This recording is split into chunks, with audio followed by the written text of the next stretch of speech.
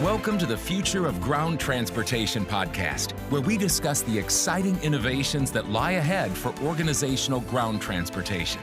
Each episode, we cover topics tailored to those resolving transportation-related challenges and provide tips, tools, and trends that will inspire you to stay ahead of the curve. And now, here's your host, Daniel Perez.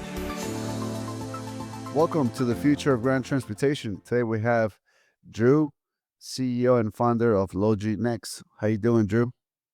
Doing great. Thanks for having me, Daniel. Oh, it's a pleasure. It's a pleasure. Thank you for joining us tonight and for being generous with your time.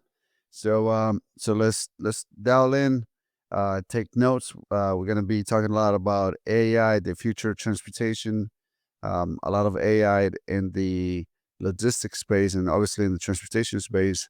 Dhruvil has an extensive knowledge and background in this arena. So let's get started. Tell us a little bit about yourself, Dhruvil. How did you get started? How did you found your company? And let's go from there.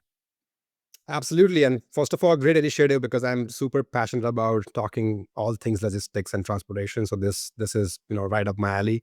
Um, my career started back in 2010 with my formal education in AI and machine learning. I went to Carnegie Mellon University in Pittsburgh, and I formally studied various applications of machine learning in this field. CMU also happens to be one of the, or not even one of the number one school when it comes to applications of AI and ML in supply chain. So there are several projects that we used to do. There's a huge lab access that they used to give us. I remember getting access to supercomputer level chips, which is now commercially available with NVIDIA as GPUs. We used to be called, those used to be like largely supercomputer level chips, which used to be available for running our algorithms as research students. So that's how I started my formal education and kind of a career as well, because I also did a few projects for Department of Defense, some of the large retail organizations, which used to come on campus and seek some help from the students to experiment with newer models. After CMU, I joined Deloitte, which is one of the largest 4 advisory companies in the world.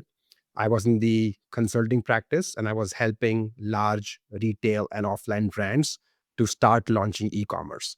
And as a part of their e-commerce strategy, they had 3 key questions and problem statements. One was around the front end and the commerce and the cataloging of the products which they want to sell to the customers. Second was the entire payment infrastructure in terms of how do they collect money, how variety of base customers can pay in the US and outside the US. And third, which was the biggest piece in my opinion back then, which was the fulfillment. This is 2012 when Amazon Prime had not even launched. Same day and next day deliveries was not a big thing.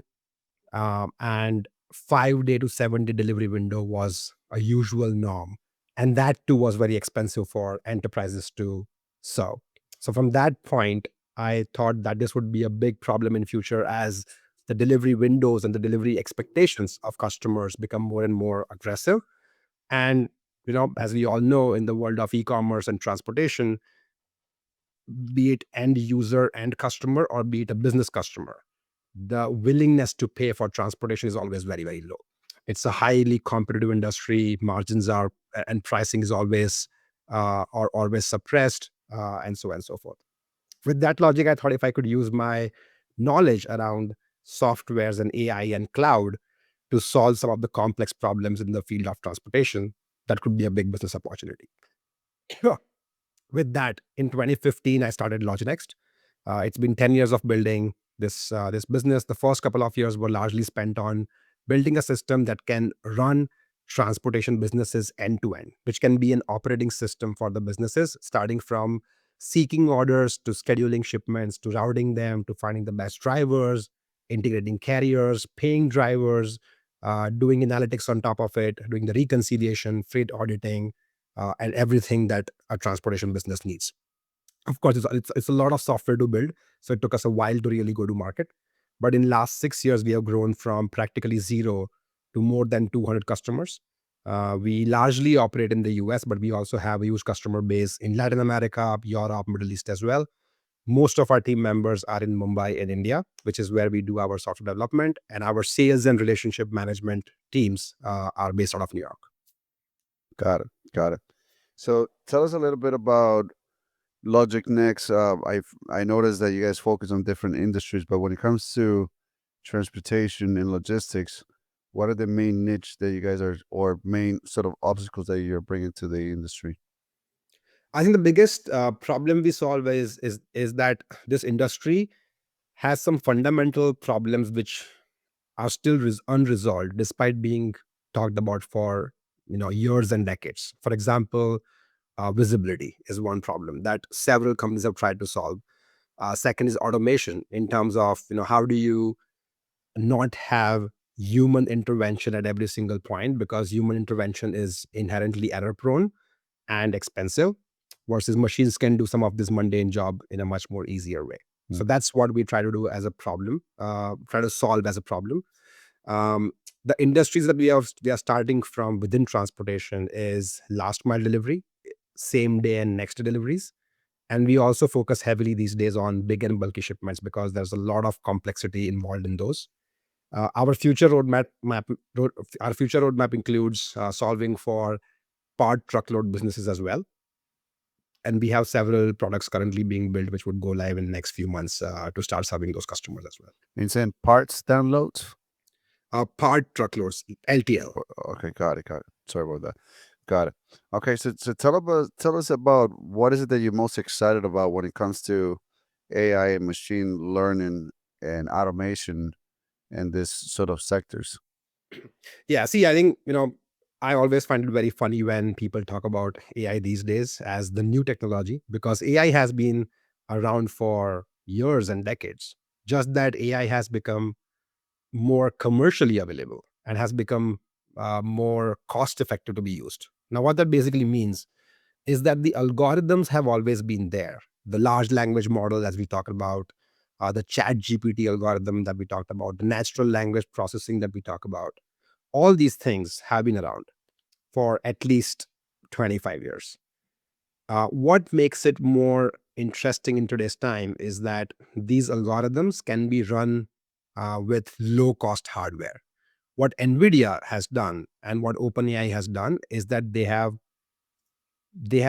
procured this hardware or built the hardware at such a big scale that the cost has significantly come down. Now, I remember we used to, so one of the application in the field of transportation for AI is route optimization, right? So how do you basically navigate your trucks, your drivers, could be last mile or between the cities, or even international air freight and ocean freight. There's always a need to route vehicles and assets in real time. And these vehicles could be anywhere in the world. The traffic conditions may change. The exceptions can occur, during their transit time. So all those parameters have to be crunched in real time. When we started, the hardware was so expensive that even if we solve it with that expensive hardware, it would not make commercial sense for our customers to pay us that much money to just solve the problem. Like, for example, if you are routing 1,000 trucks and if you're saving 10% of the cost, but if we charge 10% in return, then that's just practically no savings, right? So there's no, then you don't want to solve for it. Now, in last 3 to 4 years, the cost of compute has significantly come down. And I think that's the beauty about AI in today's world. So that's one application. We also see interesting applications. For example, real time ETA calculation, matching drivers' preferences with customers' preferences. Because a lot of time, transportation is about how do you ensure that you find the right drivers and vehicles and carriers which are able to serve the expectations your customers have. And your customers could be unique in depending on the category of goods you are delivering, depending on the location you are delivering at, depending on the type of the customer itself. It could be a retail individual customer or could be a large business which has to be served, right? So all that really changes the game, and you have to keep matching these two things. So those matching algorithms have also evolved and become more and more accurate. Got it. And when it comes to automation, what are the items that you guys are automating the most that will probably either reduce workforce or reduce assets for specific companies? Sure. And that's what our customers ask all the time. So this is a question that we get all the time. The two biggest areas where we have been able to automate the most and reduce human intervention the most are number one, customer service. Every single time when you run a transportation business, your customer wants to know about what's happening in real time, and there's always some exception happening. It could be a customer-led exception or could be your internal exception. And at that point, you need to make a decision in real time. So all that a software can do on its own. For example, if you have a delivery to be rescheduled, right? Your customer may initiate that rescheduling request. Now, like usually what happens in a traditional world, the customer would call the company or call their account manager or the dispatch manager, and the request would get routed eventually to the driver so that the driver does not go today but goes tomorrow. And the whole loading, unloading, or rerouting and variety of other decisions have to be made in real time for that request to be served. All that can be fully done by AI and software now. So that's one. And that's when there is no need to talk to customers, or there's no need to for customers to really call anyone. They can just do it all via interacting with software. Got it. And number two is the dispatch operations in transportation, right? At the time of, at the time of pickup of shipments and loading and unloading of shipments, how do you run that entire process? Is also another interesting game. There are equipments available now which are more autonomous. At the same time, that pick and pack, dispatch process, scheduling process, and dispatching process also has become largely automated. Where earlier it used to require a few people team at every location to manage that. Now you don't need that, and you can do it with lesser number of people. Got it. And when you talked about human intervention and customer service, do you foresee, Drew, super agents that will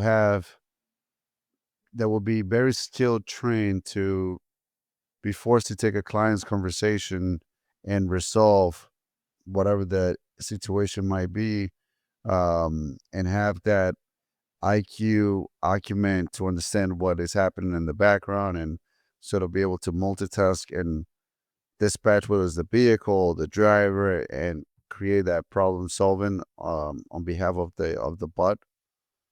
Absolutely. And see, I 100% believe that's going to happen. And that's already happening to a certain extent. Uh, the biggest challenge when a software used to handle customer queries was that software did not have enough context and information. The new age super agents are specifically designed for such use cases, and they sit on top of a lot of other applications customers have. So let's say if a customer has a separate tool for visibility, a separate tool for routing, a separate tool for customer service, a separate tool for warehouse management and whatnot, right? That's a typical scenario where there's not one software, but multiple software that you deal with and multiple teams that you deal with. An agent will sit on top of all of those and instruct and communicate and exchange information from all these tools and people in real time and make a decision like how a human being would do. Just that a human person that just a human being would typically take several calls and more asynchronized communication for the decision to happen. And that's why the delay typically happens, while an agent can do it all in real time, instantaneously, to serve the customer immediately. And that increases customer satisfaction, reduces delays, and reduces cost of all that internal coordination. That is an excellent point, Drew. And what I noticed is that you sort of mentioned it at a high level. So I noticed that a lot of companies have a main sort of dispatching software that they're using to dispatch, but then they might be using Teams to communicate internally or different softwares. How do you foresee in the near future where, because I also believe that there's companies that won't allow access to specific softwares to other ones to integrate. So how do you foresee folks that are either communicating with different softwares or companies that won't allow integrations with other softwares to communicate with each other when you have this sort of AI superbot trying to navigate between different softwares? How do you sort of foresee that Yeah. dynamic there? That's a great question, and that's a technical question, right? That's very, and that's where usually people think it breaks. But when it comes to new age agents, what they do is they don't really need traditional integration in terms of how it used to happen. For example, agents can now scrape screens of a software without really having API access to it. Now, traditionally, if you have to build a software and if you have to make a software sit on top of multiple softwares, you will have to give access to all these softwares, and all of them would either have to have an API or an EDI or variety of things. And that's where our industry has been struggling, right? Because this is where it breaks. It takes endless amount of efforts and cost to integrate all these softwares and stitch them together. The AI agent works like a human resource and acts goes with and uses the same credentials that a human access would have, and would scrap information and use that for decision making. And if anything has to be fed back into the systems, the agent would again feed that information back to those systems so that those systems also stay in sync, and you come out with the same output that you ideally would have if a human user was using it. Got it. And is that more machine learning or is that part of the AI? There's a combination of both. There's no machine learning there, right? Because it's purely AI, but it's AI in a sense that it it can scrape so much information and process it in real time, right? So it's more of a high compute algorithm. There's no intelligence there as such, just from the data access perspective. But once it has all that information scraped from all those softwares, then the decision making part is the AI part. The scraping part, I would say, it's just high processing compute, nothing else. Oh, got it. Got it. It's similar to, let's say, an easiest example that we usually take is again the Chat GPT, right? So Chat GPT, when it gives you an answer, when you ask questions, it first scrolls through huge amount of data and scrapes through it to extract the relevant data pieces towards your question, and then it would try to synthesize and apply logic on top of it, which is when the AI comes into play to be able to answer your question. So it's like more data extraction at scale and then logic or algorithm at scale. Got it. Got it. Thank you. And sort of transitioning to autonomous vehicles, flying vehicles in the near future, what are your thoughts with this AI and with so much development and all these different arenas? What's going to happen with, like, how do you foresee whether it's, do you believe we're going to have drivers, or if if we're not going to have drivers and we're probably going to have bots, how do you foresee sort of the dynamic where will the software will even be applicable now, or is it a bot that is actually going to be sort of conducting the decision making process behind it? What do you foresee in the next few years, or whether it's 3 or 5 years? And that 3 to 5 years is the qualifier to this question, right? So I strongly believe that driverless vehicles are here to stay, and the world will eventually see um, large part of fleets and large part of consumer movements, individual movements happening via driverless vehicles. Just like how we have seen electric vehicles kind of also taking over largely, and there's a large part of market is already penetrated with electronic vehicles. The same thing is going to happen with autonomous vehicles or driverless vehicles as well. The biggest challenge is, and the biggest hype also I feel, is that everybody, everybody who is kind of more of an optimist around this, they assume it's going to happen in the next 3 to 5 years.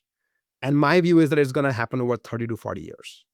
The reason why it's going to take such a long time is that ultimately there are so many corner cases and exceptions that happens in that entire process. It's not about just driving from point to point, right? There's loading, unloading required. There's variety of interchanges that you go through. There could be relay systems as well, where you may need to go from warehouse one to warehouse two, or a sortation point, and then kind of just shuffle the goods into multiple directions from that point onwards.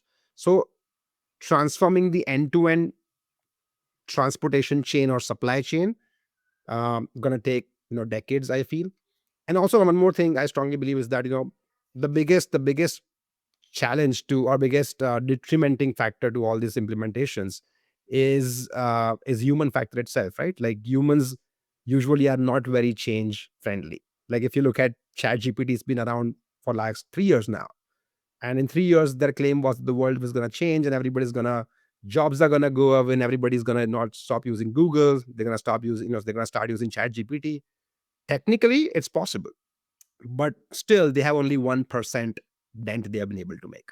Hmm. What I'm trying to say is that humans typically, like especially when it comes to commercial fleets or enterprises, humans are designed to keep doing the way they are doing things. Change management becomes a big challenge, and you can't disrupt the whole business overnight. You have to disrupt pieces of a business or of a business process one by one. And I think every piece will take 3 to 5 years to be replaced with AI. So yes, long story short, I strongly believe that driverless vehicles and a lot of new technologies will take over a long term future. But in short term, we're gonna see smaller changes happening as businesses and people um, start to adopt to this change. Got it. Got it. Thank you. So, tell us, what is the best business advice you ever gotten? Oh, interesting. I think that for one thing that I always tell myself, I would go and tell my younger self is to start earlier. So I think as the biggest business advice would be to young people and young entrepreneurs to take the plunge. This is the best time in the history of humankind to build businesses and to be an entrepreneur. So that's one. The second thing I would say is it's which is very cliche thing, and people talk about it, but very few people really exercise that, is customer centricity. I think in today's world, there's so much noise around being customer centric that it's just saying it has become the norm. But I've rarely met people who are really customer obsessed. Mm, So if you as an entrepreneur can truly become customer obsessed versus just talking about it, that could be your advantage. mm. That's great advice, because I hear you. A lot of people that talk about customer service, but do they really mean it, leave it, feel it, right, and apply it to the actual day-to-day experience, internal to their own employees, and most importantly to the end consumer. So that And is a and you know what? Why most people don't do that? Because it's tough. Being customer obsessed yourself and having a team which is also equally customer obsessed is Mm. extremely difficult. That is such a great advice. Thank you for sharing that. And as far as the what are your top two book recommendations that has the biggest impact on your career so far? Since we're talking about entrepreneurship, I think I would go with Hard Things About Hard Things. I think that's one book I did not read before starting up, but I read it in the fourth or fifth year of my business journey, and the amount of content I could relate to was just mind-bogglingly high. So I think, yeah, I would recommend that to any early stage entrepreneur or early business person. I would recommend reading Hard Things About Hard Things. Got it. Got it. Perfect. Thank you. Thank you so much again for being generous with your time.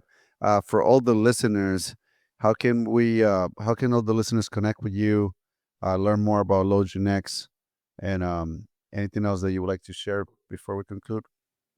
Sure. No, I think, as I said, it's a great time to be in business. I spend at least couple of hours every week trying to meet new people, learn from them, exchange my notes. I'm super active on LinkedIn, so drop me a note on LinkedIn if you want to catch up for a quick coffee, for a quick call. And I'm also lately active on Instagram, to connect to a younger generation, a different kind of content strategy. So open to connecting on Instagram as well. Awesome, awesome, great points, Drew. Thank you again for your time, for being generous with your wisdom, for the experience share, and thank you so much. Have a great night. Thank you for asking great questions. Thank you, Dan. Thank you. Bye bye. Bye bye.